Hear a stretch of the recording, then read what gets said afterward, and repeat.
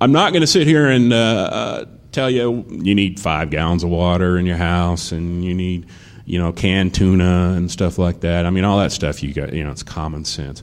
But what I do want to do is make you think about your situation you're currently in. And that's what I'm going to do. First thing we're going to do is put some facts up there. You can see that there's 2 million people here in Las Vegas and the surrounding area, and that includes visitors.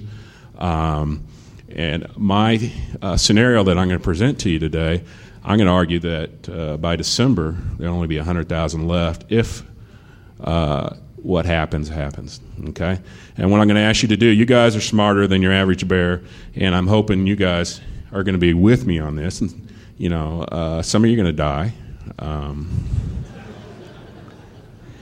but let's get to it. Our survival scenario talks about EMP. Most of you guys know what EMP is, and you know that if an EMP, if it's strong enough, it can wipe out a whole city, the electric devices. Okay, so no power, no cars, no computer, no cell phones. What you may not know is not only EMPs come from various sources, but one of the big sources is a solar flare. And I don't know if I have the date wrong because I did it from memory, but back in the 1800s, a massive solar flare came through, and at that particular time, the only technology we really had was telephone or telegraph. And the energy that came through was strong enough to go through and start fires in telegraph offices. So when the solar flare hit the Earth, most of the time it's deflected by the magnetic field around the Earth. But if it's strong enough, it'll penetrate, and any type of metal will conduct it. And at this particular time, there was enough energy that it conducted and started some fires. And the scientists looked at it, and if you Google this, you'll find there's 3 main articles from pretty reputable sources that'll talk about this. Okay, the scientists say it will happen again. And a lot of you are here because you at least have heard of the 2012 doomsday stuff. And coincidentally, what happens in 2012 when it comes to the sun? We're supposed to be at the peak of one of the solar cycles. A lot of solar flares. I don't know if I believe in all that, but EMPs can also be put out by nuclear devices. Just any nuclear bomb will do that. Whether it be North Korean or Iranian, or for that matter, anything from the former Soviet Union. What's interesting is we've all heard about how there's lots of nuclear weapons missing from the old USSR, and hopefully there's no federal agents here, but I talked to a friend of mine that used to work on nuclear weapons, and I asked him, and he says this is not confidential, so that's the only reason I'm telling you. I asked him, I said, those nuclear weapons are missing. I mean, how long will they actually last with, could they still be active today? And he told me no. He said all the nuclear weapons that turned up missing in the early 90s, they have to have constant maintenance. If you don't, they just won't work. You have to keep working on them. But the EMP weapons are a different matter. The EMP weapons are designed exactly to do one thing, and that's to produce a massive EMP. Okay? They're out there still. They're still missing. We don't really have to worry about the nuclear devices. We have to worry about the missing EMP devices because, one or a group of these placed in the right place could do a lot of damage. Okay? And here's where we start your survival challenge. I want you to imagine right now in this place, that EMP goes off, and what's the consequences? Well, all the lights are going to go off. And that includes emergency lighting. Okay, so earlier when I was trying to check on the emergency lighting and see if it actually had a chip in it, the FBI stopped me and said, "No, you can't mess with it. It's going to screw with our facial recognition system." But I'm pretty sure that if an EMP hits, we're going to have absolute no lights in here. So as I go through the next few slides, babbling on, I want a few of you. Okay, all of you, at some point, close your eyes for 15 seconds. And I want you to think to yourself, how do I get out of here? How do I get out of here in 15 minutes? How do I get out of here in an hour? Whatever it's going to take. And you have to get out of here alive. And some of you go, well, that's not anything. Well, close your eyes. And remember, you're going to do this in the dark. And so think about that, and I'm going to babble on. Your basic survival needs, you guys all know, right? The one you may not know is environment. You need a proper environment. And the thing about Las Vegas is it's an environment. If you're without power, it's an environment that's going to kill you pretty quick, okay?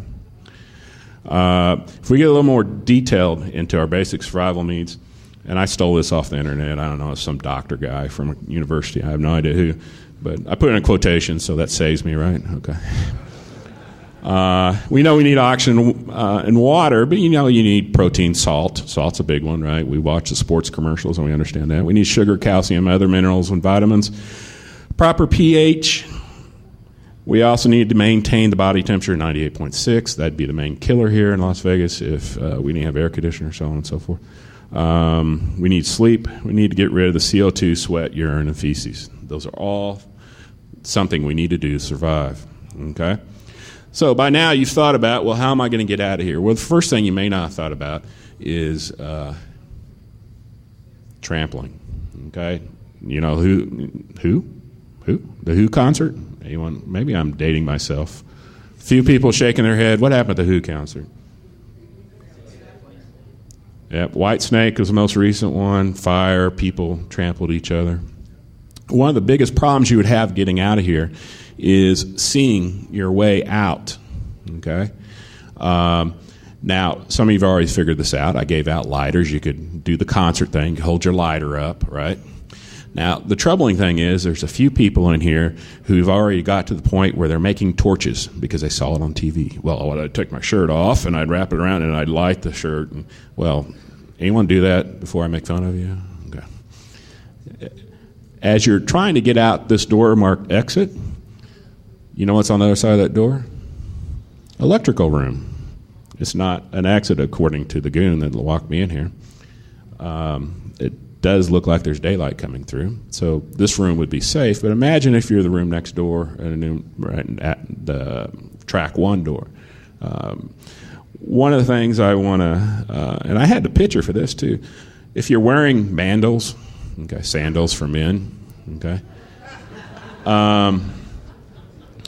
or if you're a woman wearing sandals, or you're wearing the flip-flops, you're going to be in danger. Because first of all, even if that daylight through that door is the street, and it kind of sounded like a minute ago, it did sound like a car went by, you got at least 750 people in this room heading for that one exit door. And why it's important if you're wearing mandals or sandals or flip-flops or whatever is because if the goofy guy next to you steps on your foot and breaks a bone, your survival chances have just went down, and we'll see why in a little while. Or if they stub your toe and you fall down and 750 people walk on your back to get out, there's going to be a problem. Okay? And so what I'm asking you to look at is wherever you go, and that's the whole purpose of this talk, be aware of your situation and understand how you can get out. Now, I want you to think about this in the next hour or two as you're fighting your way down the hallway, what it would be like in the dark or with maybe 10 guys, 12 guys with lighters above their head with the only light to get out. How are you going to get out? Now, if I ask you how many people had a flashlight with you, raise your hand. Okay, you don't qualify for this. I have a manual flashlight here. Who wants it? I think that guy right there is first. Pass it back. It's like a ball game.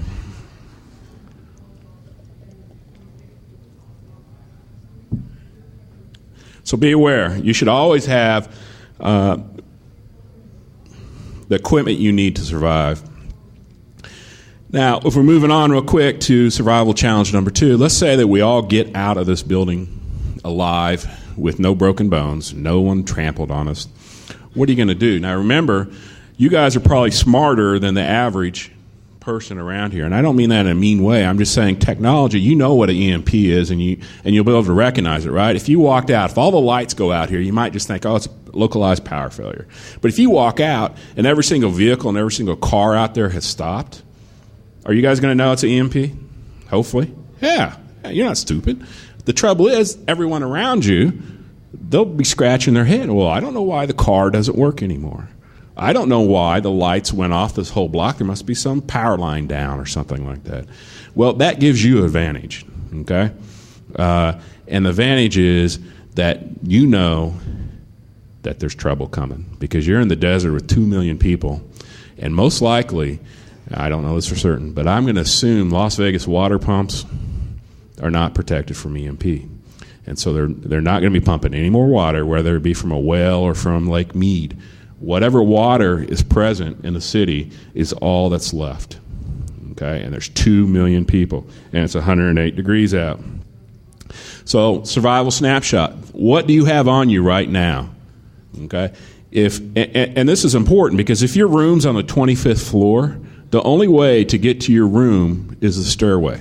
There's no elevators. What do you have on you right now that's going to help you survive? Because, trust me, those stairwells are probably at least 110 degrees. And you start climbing those to the 25th floor, and you got a key card. Now, I don't know enough about key cards, but I'm going to assume that there's a chip in that door somewhere, and it's not going to read your card, it's not going to pop open, and you're not going to be able to talk with the bellhop into going up to the 25th floor with you to open your room. And so what I'm asking you is, look at your situation right now. What do you have on you that's going to help you survive into December? Because you're probably not going to go back to your room. Now, those of you with mandals and flip-flops, there's good news for you. So many people will die, I believe, in this scenario, that you'll be able to take their shoes off the dead. Okay? Water. You guys usually will use 54 gallons per day. That's just normal use. That's taking a shower. That's washing the machine. That's, whatever.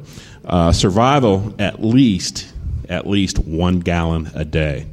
Now, the good news about Las Vegas is there's all kinds of sources. The big high-rises like what's above us, they'll actually have water tanks, okay? But once those water tanks are empty, there's no more, okay? So they'll have water tanks up there that they keep full and hopefully full. There's swimming pools. There's some places here in Vegas that, they have a swimming pool that has 2 million gallons in it, okay? But do the math. There's 2 million people. There's 2 million gallons in that pool. How long will it last? Okay. There's contamination concerns. Look at the guy. We're all pretty clean in here. But when you leave, go look at the guys next door. They're all pretty sweaty and gross. And the first thing one of those idiots will do is they're going to jump into our drinking water. Okay? The Las Vegas, any pool, there's a pool. I'm going to go cool off because the air conditioner's off. Well, their sweaty butt, okay, has just jumped in your pool. And I know there's chemicals in that pool, which is another problem. How long can you survive on swimming pool water? Well, any pool boys in here? No? Okay. Well, I was going to have you do the pool boy dance, but how long can you survive? Well, how long until people start peeing here and doing other bodily functions? Remember, the bathrooms are not going to work. They're all in the dark. Okay, people will start using wherever they can find to go to the bathroom. Okay, all that is potential hazards, obviously, for disease. There also be some problems maybe if they're too close to the water source. If we're up watching the dancing waters, they're no longer dancing, and that becomes a water source, and someone pees, that's going to run downhill, right? So you get the idea that there's always going to be some contamination concerns, and the chemical concerns are pretty worrisome too. If you next time you go to Walmart, go to the pool section where you buy the chemicals to throw in your pool, and read the package. There's some pretty heavy duty stuff in there that pool is full of pretty harsh chemicals, and I don't know how long you can keep that down. You might throw up, or you might poison yourself if you drink too much of it.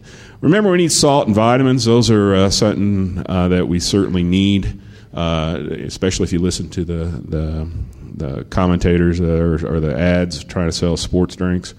We're going to skip food because we're losing time here. Disaster environment. This is something I want you to think about. The first 1 to 4 hours, everyone's friendly. And this has been proven through the blackouts and disasters all across the country. We're all Americans. We'll all work together the first 4 hours. After that, it's a free-for-all. Okay, it's been shown in New York, obviously the hurricane disaster, so on and so forth. I want you to imagine what happens. Well, what about the police? Let's imagine you're a police officer. You're driving down Las Vegas Boulevard, and EMP hits, and your car goes out. Your radios go out.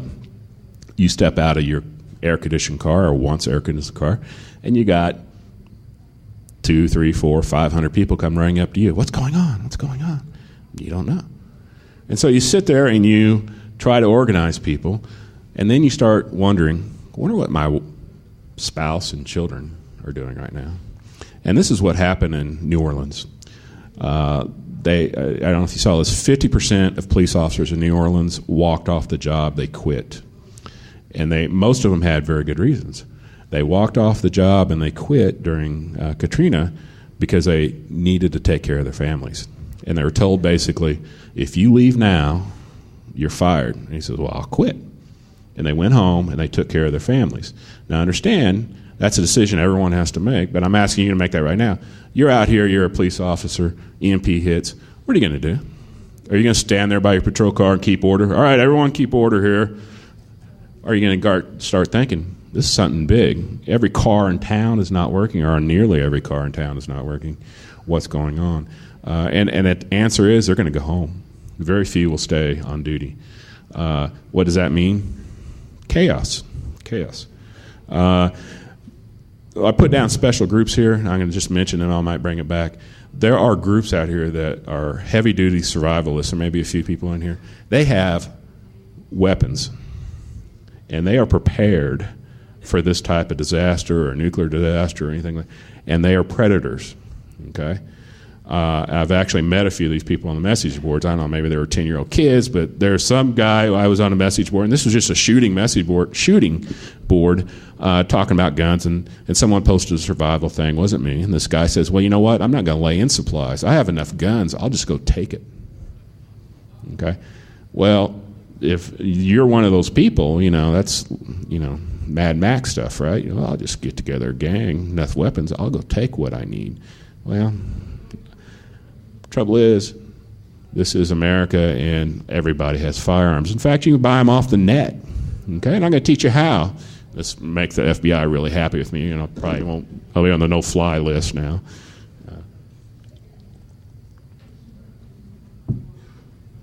This is a disclaimer. If you're from some of those states where the Nazis are running it, California, Massachusetts, this probably doesn't apply to you because it's really hard for you guys to get guns.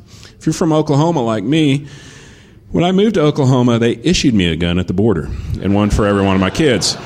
They said, here, you got to have a gun. Okay. Let me say this, and I know I got a mixed group here, and I probably got some hardcore criminal hackers in this room, and this is another disclaimer. If you buy a gun, okay, and you're also a criminal, you don't want to hook those two up. It's better, trust me, not to have the gun, because if they catch you and you got a weapon in your house, all of a sudden we got some serious hard time. Instead of 3 years and on minimum security and 5 years probation, all of a sudden you got 25 years, and the big roommate you now have thinks you're sexy, right? So if you're a criminal right now, in other words, you're hacking right now, and you're just go to sleep, because I don't want to, I thought I needed a gun. Well, that ain't going to help when you go to prison for a long time. All right, anyway, back to the important stuff. Most states allow firearm purchases from the net. What you can do, if you're really, you can actually buy antique firearm pre-1899 without any license at all off the net. You just get on there, look for antique firearm, and send them your money, PayPal, and they'll send you a pre-1899 weapon over the internet. Pretty cool, right? Some of the people are anti-gun, going, oh, that's terrible, that's terrible. If it's a pre-1899 gun, you know how much they cost? Okay, well, we might have some rich lunatics, I guess. But most of the time, it's not too bad. A CNR license is nothing more than a collector's license.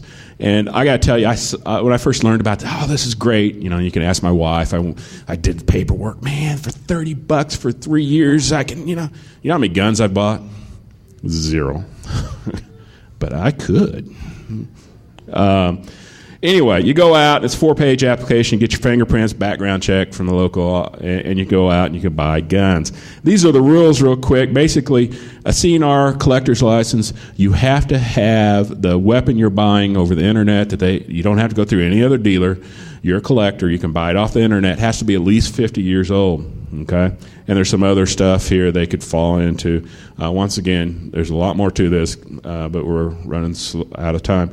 But I want to give you some examples. You can buy most World War II weapons off the net with one of these licenses, shipped directly to your house.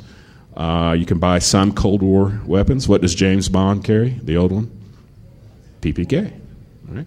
You can buy a PPK off the...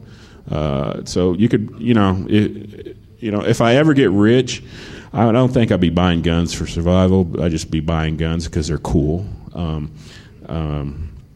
But I got 5 kids, so that probably never happened. But, it's a thought. It's a thought. Maybe when I'm old and my kids move away and I don't, Legal use of firearms, this is what you got to know. And this is not just firearms, this is anything. If you want to pull out a knife or an ice pick and use it on someone, these are the basic rules you have to follow. If, before you use that on someone, to qualify for self-defense, it has to be a threat against you. And that threat has to be of great bodily harm or a threat that they're about to kill you. Okay? In other words, before you can use a firearm or any other deadly weapon against somebody, make sure they're doing the same against you.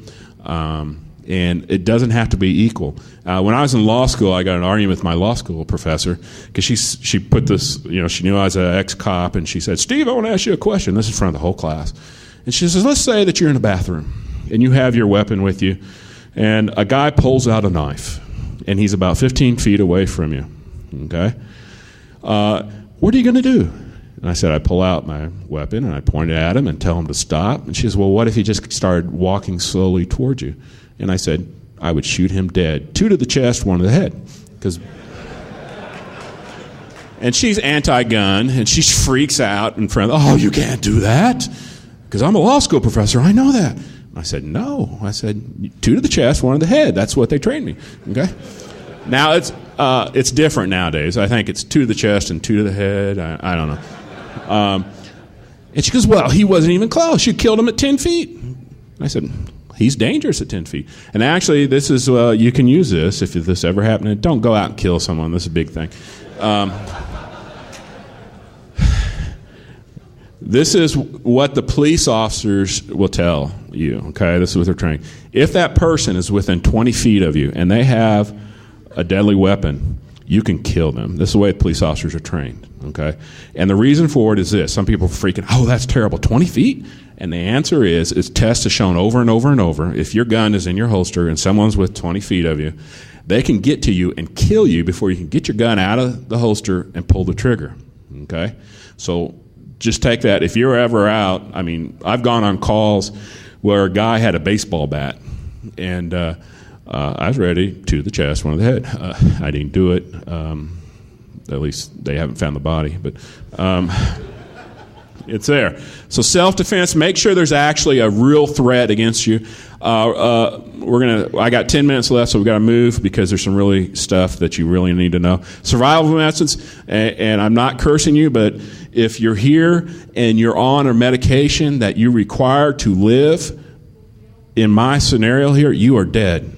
As soon as your medicine runs out, if you don't have a supply, you will die. Okay, so whatever that is, you're going to die. And that's another reason, if you're one of those people who are dependent on medicine to survive, you need to have a stockpile, and you need to carry it with you even when you go on vacation. Okay, so if you require insulin, the trouble is obviously the heat. Some insulin needs to be refrigerated, that type of stuff. Let me talk about fat people, because I know something about that. Here in Vegas, you're out in 100-degree weather.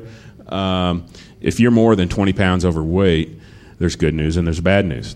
Okay, the good news is, well, there is no good news right away. The bad news is you're probably going to have a rough time surviving just because of your weight.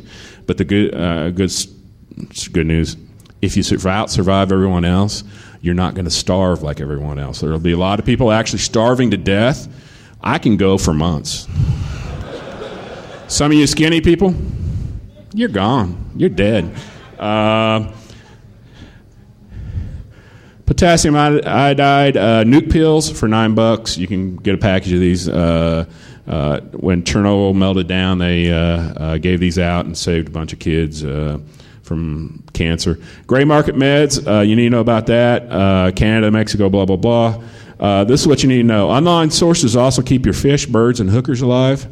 And what I'm talking about here is amoxicillin or any other antibiotic. I want to ask you this. How many people in here has had antibiotics in the last year? Raise your hand. Okay? So that's quite a few. Now, I want you to think about this for a second. What did you have? You know, in the old days, not very long ago, people would die from strep throat. They catch strep throat. What do? We just go get give me a prescription, doc, and it goes away, right? Well, in the old days, you could actually die because it progress and eventually kill you. And there's lots of diseases out like that. Gray market meds is what I'm talking about, are the meds.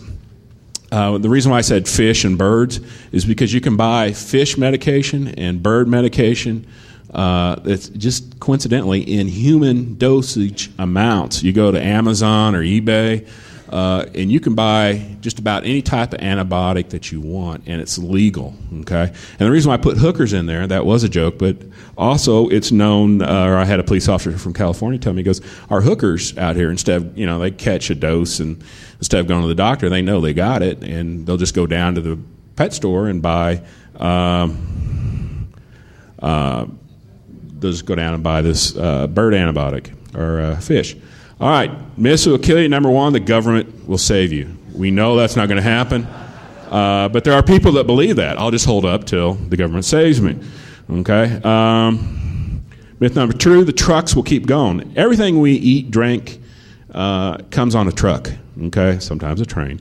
But if an EMP strikes, takes out a wide area, you can even take out the whole nation, right? Those trucks ain't going. There's nothing coming in. The flu.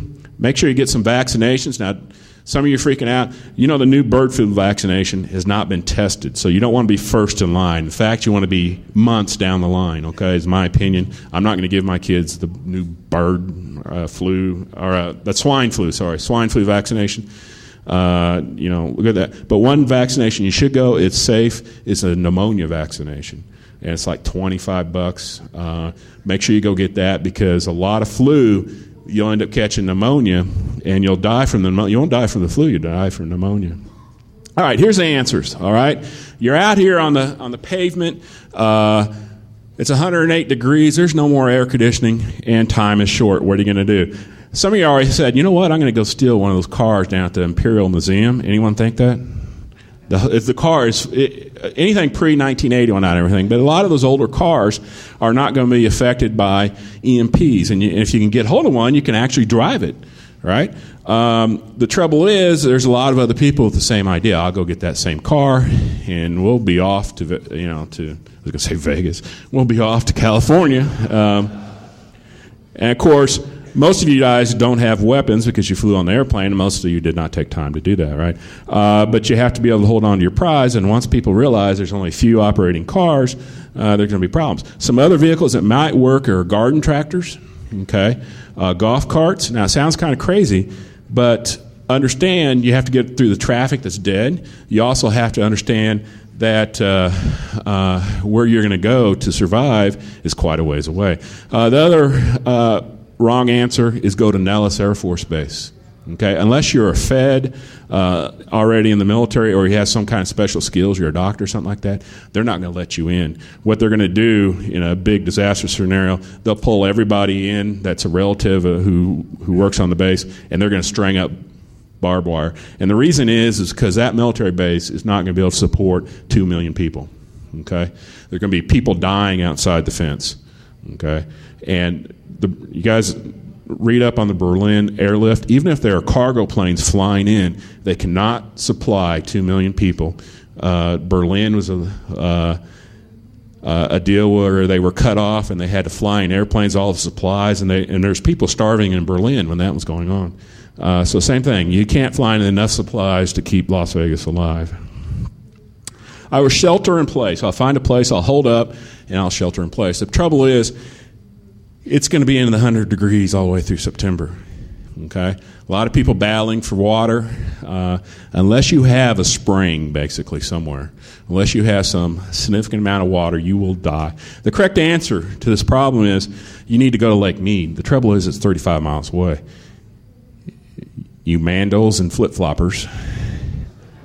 Can you imagine walking on pavement or asphalt 35 miles? The key thing, if you can get a golf cart, obviously you'd like to drive as far as that baby lets you, right? You have to take supplies with you. Okay, you got to take food. So you get the garden tractor and drive down the road. People might think you're crazy, but you might be. A few people survive. It's 35 miles. Even at nighttime, it's 99 degrees around here, right? You got to get to Lake Mead, and once you get to Lake Mead, the boats are all going to be gone already. Well, I'll get a boat. I'll go fishing. I'll live it up on the lake. Why? The hundreds of thousands of people are dying. Okay, they're going to be gone probably by the time you make it to Lake Mead in this scenario. In fact, the road between here and Lake Mead will just be like a disaster scene. You remember the highway of death in Iraq when the Iraqis? That's what it'll look like. Except it'll just be tens of thousands of people who did not make it. All right. The trouble is, once everyone gets to Lake Mead, there's no food. There's plenty of water. There's no shelter. There's nowhere to get in out of the sun. You can have all the water you want, but eventually sunburn's going to start taking a toll on people. Okay, you have to have shelter. So on the way out of town, obviously you need to think about that. You get your tarps. It's time to go. The last thing I want to say, the way to get out, once you get to Lake Mead, you got to keep going. You got to head south. You don't want to head anywhere else. You get and you head south. The trouble is, as you start coming in populated areas, they're not going to want you. You're a refugee, okay? And there's an awful lot of you, and there's going to be trouble, obviously. If you don't head south, you're going to starve, okay? If you got any flaws besides a computer error, you can email me here. Last thing I want you to remember, wherever you're at, think about the situation you're in and what you do to need to survive if there's any type of problem anywhere. Thank you. Enjoy it.